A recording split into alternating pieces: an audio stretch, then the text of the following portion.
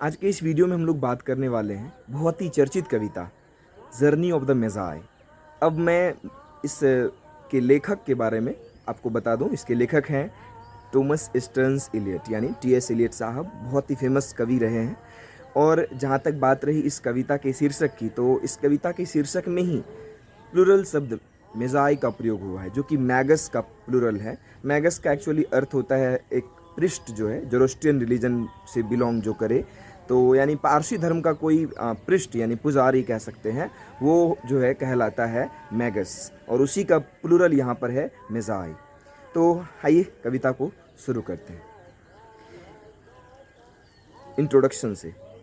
Journey of the Magi is a poem written by T S. Eliot, यानी journey of the Magi जो एक poet है, यह T S. Elliot के द्वारा लिखी गई है। इनका पूरा नाम भी मैंने यहाँ लिखा है, Thomas Stearns Eliot. It was first published in 1927, 1927 में यह पहली बार पब्लिश हुआ था। It was written by the author after his conversion to the Anglican faith, मतलब जो उनका विश्वास था, एक तरह से कह सकते हैं कि उन्होंने अपने विश्वास में बदलाव लाया था, परिवर्तन लाया था। एंग्लिकन फेथ में कहीं ना कहीं उनके चेंज जो है था, उसी के बारे में है यह कविता, उसके बाद ही लिखी गई है। तो यह एक तरह से उनके अलग डिफरेंट पर्सपेक्टिव्स को दिखाती है। The poem is an elegiac dramatic monologue. Monologue समझते ही है जिसमें कि कोई एक ही आदमी बोलता है, मोनोलॉग, और उसी का जो है जब दो रहते हैं तो डायलॉग बोलते हैं। मोनो मतलब वन होता ही, आप जानते ही हैं, तो मोनोलॉग है यह, एक ही आदमी के द्वारा कुछ नैरेट किया गया है। It is the voice of one of the Magi, यानी जो तीन मेजाई कहे जाते हैं इसमें हैं, मतलब तीनों यात्रा पर निकले हैं, और उन्हीं में से एक की यह आवाज़ है।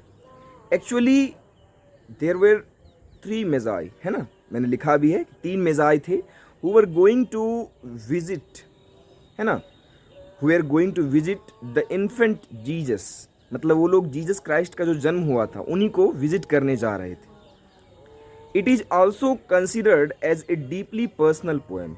यह जो है एक व्यक्तिगत कविता, क्योंकि इसमें उन्होंने अपने पर्सनल थॉट्स को, पर्सनल एस्पेक्ट्स को जो है प्रेजेंट किया है, इसी कारण से इसको एक पर्सनल पोएम भी कहा जाता है।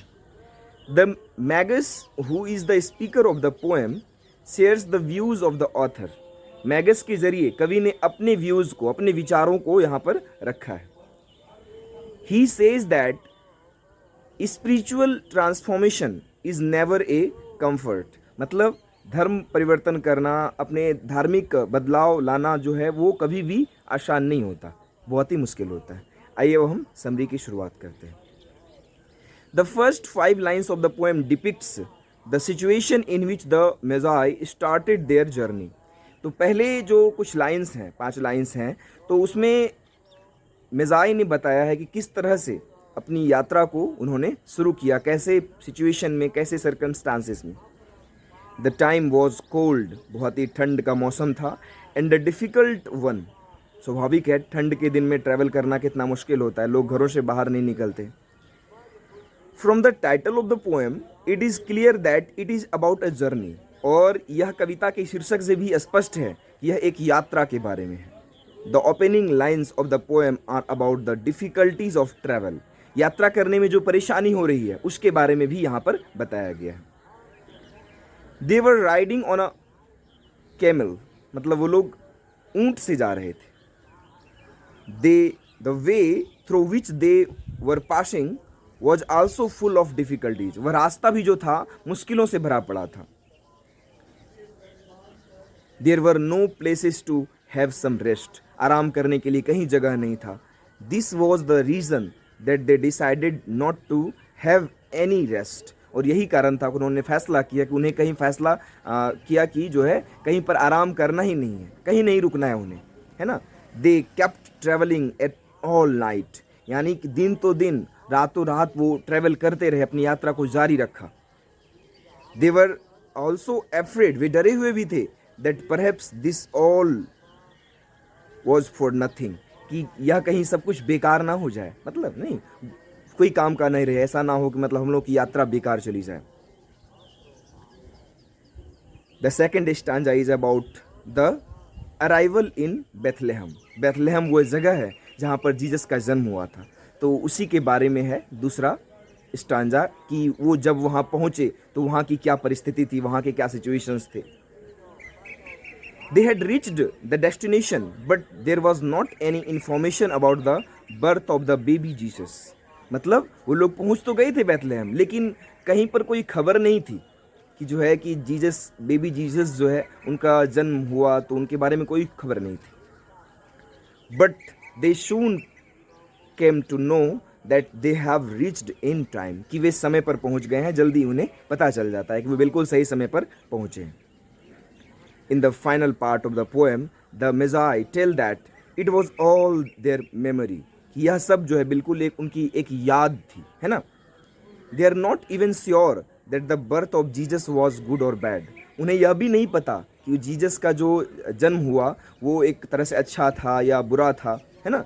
But they were still hoping something good. वे कुछ अच्छे की उम्मीद कर रहे थे. They also say that they saw the death of a religion. उन्होंने एक धर्म को मरते हुए देखा, है ना, धर्म को खत्म होते हुए देखा. And rising a new one, और एक नए धर्म को ऊपर उठते हुए देखा, उसका उत्थान होते हुए देखा. Actually the poem has no real story. वास्तव में यह कोई कविता, कोई स्टोरी नहीं नरेट करती है. यह जो है ना, it is about the spiritual journey of the author. यह लेखक के स्पिरिचुअल जर्नी के बारे में है, धार्मिक यात्रा के बारे में है. The theme of the poem is based on the Bible, और इसकी जो थीम है वो बाइबल पर बेस्ड है. It is full of religious feelings. इसमें धार्मिक भावनाएं बिल्कुल कूट कूट कर भरी हुई हैं.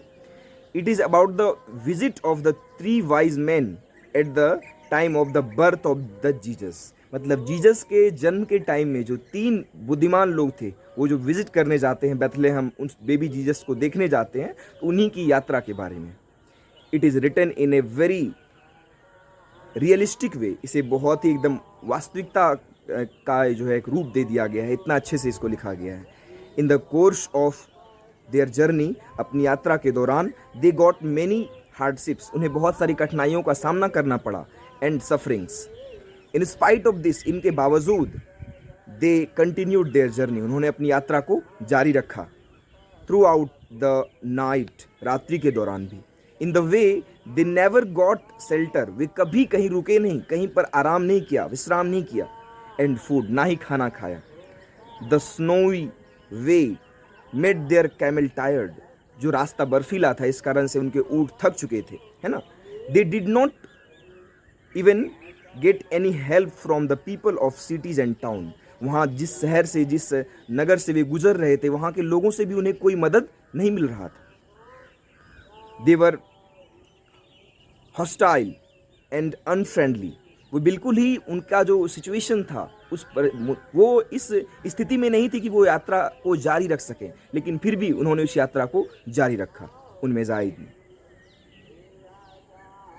It shows that those people lacked far sightedness. Actually उनमें दूरदर्शिता की कमी थी. मतलब वो इन चीज़ों का अनुमान नहीं लगा पाते थे, कहाँ मुश्किल है, कहाँ, मतलब उनमें कहीं ना कहीं ये चीज़ कमी इसकी दिखी. And the importance of the birth of Jesus. और उन्हें स्वाभाविक है, यदि आप कुछ अच्छा देखने जा रहे हैं, कुछ अच्छे पल का आनंद लेना चाहते हैं, तो कुछ ना कुछ हार्डशिप्स को तो फेस करना ही पड़ेगा. और दूसरी बात यह है कि हो सकता है कि उन्हें जीसस के बर्थ का इम्पोर्टेंस नहीं पता हो, इसीलिए वो अपने हार्डशिप्स को गिना रहे हैं. इस बात से खुश नहीं हो रहे कि उन्हें बेबी जीसस का जो है रूप देखने को मिला, बेबी जीसस को वो मिल पाए.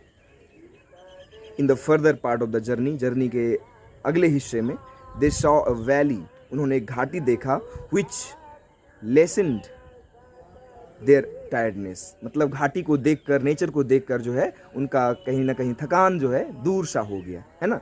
The poem has also natural description. कविता में जो है प्राकृतिक विवरण भी है, प्रकृति का भी विवरण किया गया है. Finally they reached their destination and offered some present gift.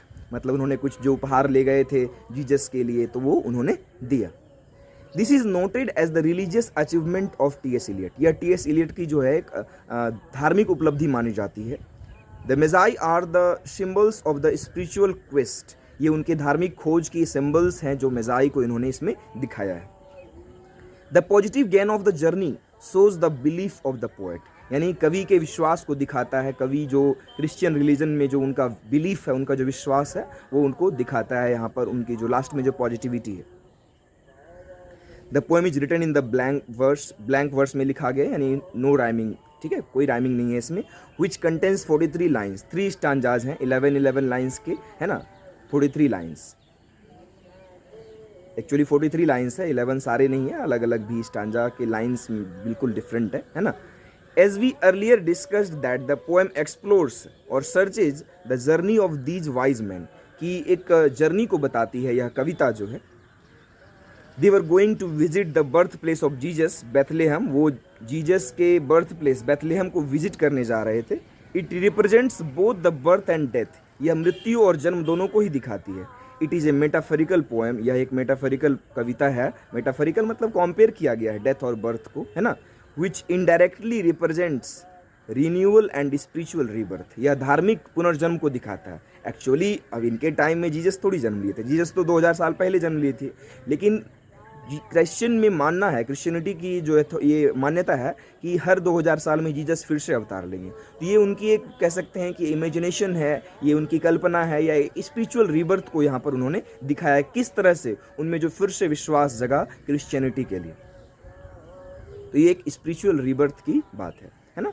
The year in which the poem was written, जिस साल यह कविता लिखी गई, वॉज 1927, 1927, मैंने पहले भी डिस्कस किया ये, है ना। It was a very important year for Eliot, because यह उनके लिए बहुत ही महत्वपूर्ण साल था, because this was the year in which he became the citizen of Britain, और इसी साल वो जो है अमेरिका छोड़कर इंग्लैंड आए थे, है ना।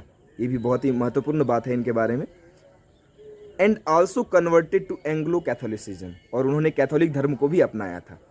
It is said that going to the church and praying there become a different part of his life, difficult part of his life। उनके लिए काफ़ी मुश्किल जीवन का हिस्सा था, क्योंकि उन्होंने एक नया रूटीन ही बिल्कुल शुरू किया था। इससे पहले वो अनजान जगह से आए, अनजान जगह फिर आकर बसना, एक्सेप्ट करना कैथोलिसिज्म को, तो ये सब बिल्कुल उनके लिए मुश्किल हिस्सा था उनके जीवन का।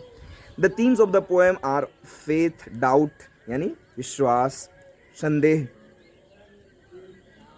सेटिस्फैक्शन, संतुष्टि भी इसकी जो एक थीम है ना, and change through out the entire poem, जो पूरी कविता में जो है चेंज भी कह सकते हैं, माइंड में चेंज होता है, या फिर सर्कमस्टांसेस चेंज होते हैं, परिस्थितियाँ बदलती है ना, उनके मूड में भी कहीं ना कहीं चेंज, शिफ्ट दिखता है। The poem focuses on the inner journey और स्पिरिचुअल जर्नी, यह जो है आंतरिक यात्रा, एक स्पिरिचुअल जर्नी को दिखाती है। The poem also states that we all go through a change when time passes, यानी वक्त के साथ हमारे अंदर भी कुछ बदलाव होता है ना। The nature is all about change, और प्रकृति ही हमें सिखाती है कि किस तरह से बदलाव भी हमारे जीवन में ज़रूरी। Birth and death are also the parts of this change, और जीवन मरण भी, मृत्यु और जन्मना भी जो है एक इसी चेंज का एक हिस्सा है, प्रकृति के चेंज को दर्शाता है। We can never avoid this change, हम कभी भी इस चेंज को बदल नहीं सकते, रोक नहीं सकते, है ना। दस इस प्रकार the poem is one of the most remarkable compositions of English literature, यह अंग्रेजी साहित्य की उल्लेखनीय जो है रचनाओं में से एक है, जो कि टी.एस. एलियट की लिखी गई कविता है।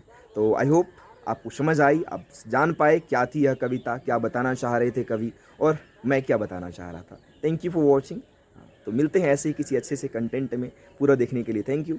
और फिर यदि आपने अभी तक जो है हमारे चैनल को सब्सक्राइब नहीं किया तो सब्सक्राइब करें, क्योंकि हम ऐसी ही अपडेट्स आपके लिए इंग्लिश से रिलेटेड, लिटरेचर या लैंग्वेज से रिलेटेड हम आपके लिए लेकर आते रहते हैं। Thank you.